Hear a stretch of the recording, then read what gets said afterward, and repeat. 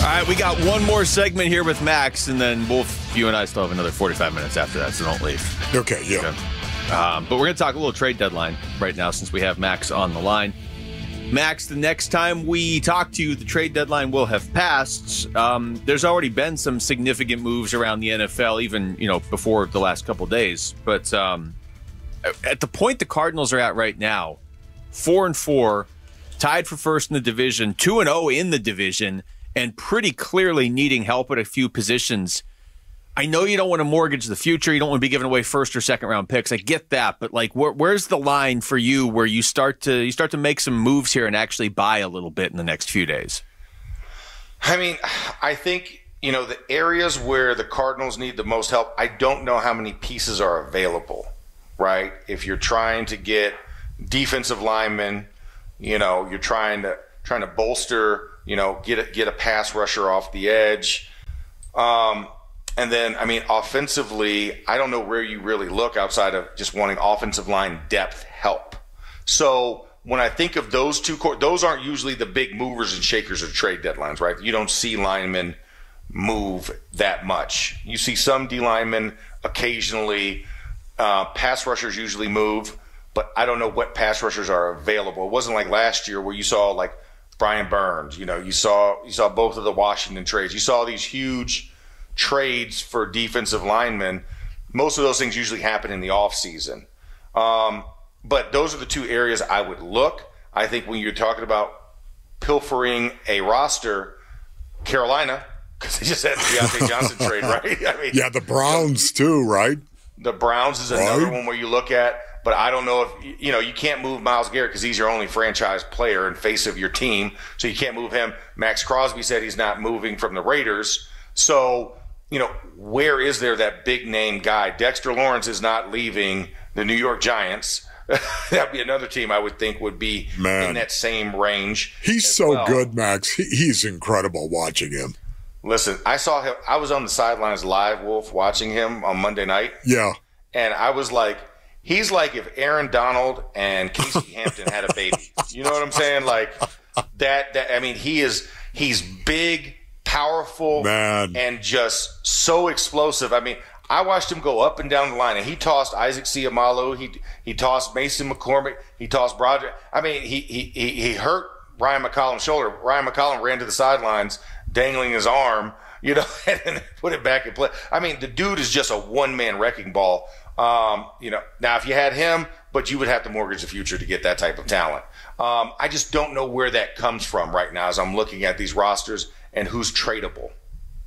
I'll just throw this out there too. Zadarius Smith missed practice today with an illness. So everybody on the planet's freaking out that he's alleged. This is all alleged. An alleged illness. Either way, he missed practice with an illness. So just never. Yeah, no, that's so I'm suspicious, highly suspicious. Well, you are of the that grassy knoll. there. There's no doubt about it. What do you know about Trey Hendrickson from the Cincinnati Bengals? What do you want to know, Wolf? I see him twice a year. That's what I mean. I mean, supposedly he could be moved as well before the deadline. I'd imagine if they do move him, it's strictly to make room for T. Higgins. Right, playing on the franchise tag there for the Bengals, and already signing Jamar Chase. You have a very large salary dedicated to Joe Burrow. You paid for a lot of offensive linemen to come over to your team. When you think about what you paid Orlando Brown, what you paid Alex Kappa a couple years ago, and then of course you jettisoned Jonah Williams to bring in a Trent Brown and draft a guy. So I think Trey Hendrickson, motor. That's what I think. I think motor and production. He's big, he's physical, he knows how to hold the point in the run game on the edge. He can rush the passer, he's very shifty. He's like he gives you Max Crosby vibes is probably the best way of putting it for him. And he's a guy, he's produced over his career, so you're getting a solid, tried and tested and true vet for him. I don't know what the value would be because I imagine the Bengals will want something pretty good for him because he has been your sack leader the last couple of years. And you got rid of DJ Reader, still you got BJ Hill and the other guys in the interior, but the tandem was Hendrickson's, and drawing a blank on the other edge rusher off the edge. That was a 2-man deal. So if you get Hendrickson, they know they're taking a hit if you're the Bengals. But I mean, he'd be a solid pass rusher to get off the edge. Max, what's how far are you willing to go? Like, what are you willing to give up at the trade deadline if you're the Cardinals right now? You know, if teams are asking, like, to me, if a team is asking for a 6th-round pick for an edge rusher I feel like that's almost that you don't even have to think about it. Like, you need an edge rusher, but 4 through 6, I'm good. Okay, 4 through 6 cool. pick, I'm good. Anything you get into day 1 and day 2, if you're the Cardinals, I think is too rich. Okay, that's fair. But I think day 3 picks anywhere in that day 3 combination, and maybe even giving them a pick and they send you a pick with a player that's lower round, I'm okay with. But I wouldn't step up to the 3rd or above.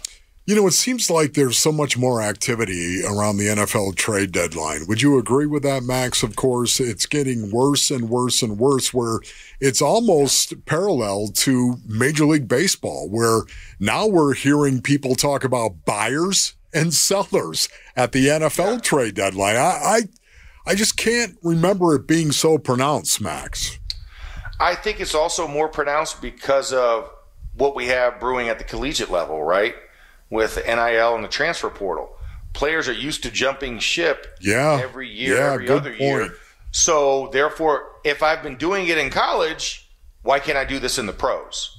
You know, why can't I be upset, scrub my whole social media account, throw a hissy fit in the process, or just be simply disgruntled? And I think that's where I think the collegiate level starts to leach into the pro level, and that has to now elevate because now that's what these guys are used to. And so whereas the old, like, hey, tried, tested, and true, stick it out, becomes rarer and rarer the more guys, you know, because the draft is every year. Every year we're taking guys that have been exposed to that. So now they think that they can do that at this level because they were able to get away with it at the previous level. Max, always great to talk to you, man. Thank you so much. Thank you, Max. My pleasure, fellas. And Wolf, I'll see you in the booth this weekend. All right, man. That sounds great, bro. That's a frightening thought. All right, Max, take care. That's Max Starks joining us right there for Maximum Football, as he does each and every week. Thanks for watching Wolf and Luke. Tap to see more and click the button in the middle to subscribe to Arizona Sports.